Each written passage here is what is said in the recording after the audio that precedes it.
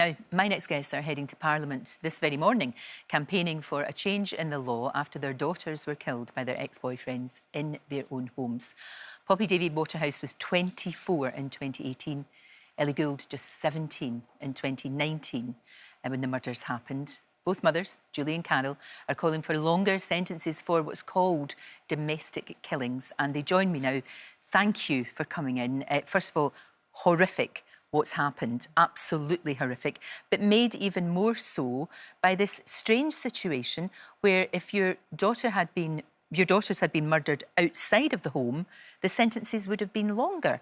It's baffling, isn't it? Yeah, as soon as we were the run-up to the sentencing time with my daughter's case, we were told, well, because the weapon was deemed to be at the scene of the crime, the starting tariff was 15 years. Then I started looking more into the law and realised that had it have taken place literally outside on the balcony, in the public area outside the flat, it would have been 25 years because the weapon would have been taken to a different area, even though the weapon was taken from another room, was chosen from the kitchen and taken into the bedroom. Yeah, it was all seen to be deemed as the crime scene, the crime area, and therefore 15 years. We're just categorically told it's a 15-year That's it. There's nothing to do, which is why you wouldn't accept that quite rightly, both of you. And Carole, your wee girl, she's only 17. She's only been out with this chap for a matter, a killer, for a matter of months, and it happened in the home.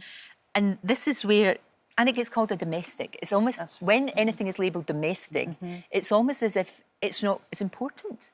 Yeah, they diminish the seriousness of it. Exactly. And, you know, we've often said it feels like they victim blame because they're almost saying, well, it's almost your fault for being with that person. But, I mean, our girls had no idea how dangerous these perpetrators were. Of course not.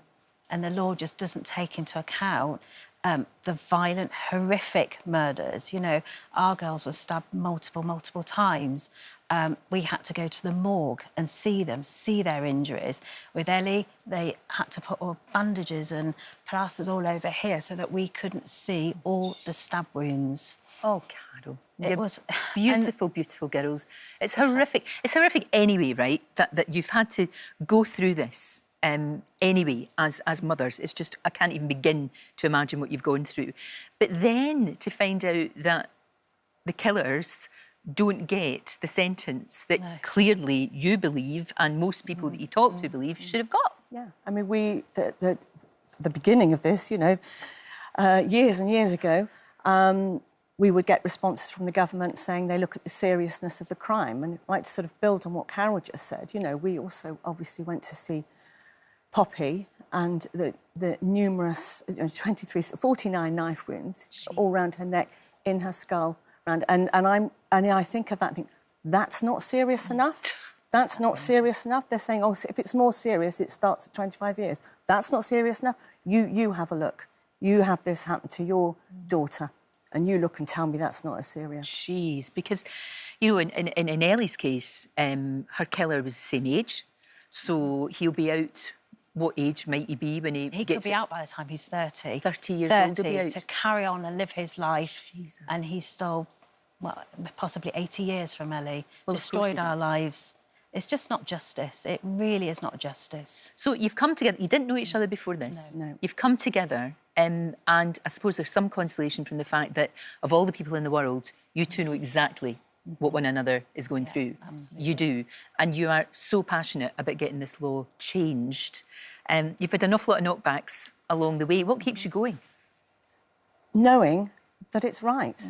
We are so clear about this, and every person we speak to says this is a nonsense. How come a stranger can stab somebody, you know, once in the park and get 25 years that they don't know, and yet somebody who is face-to-face with somebody they were once in a relationship with or a family member who have an emotional connection with, it's usually face-to-face murder, can inflict such horrific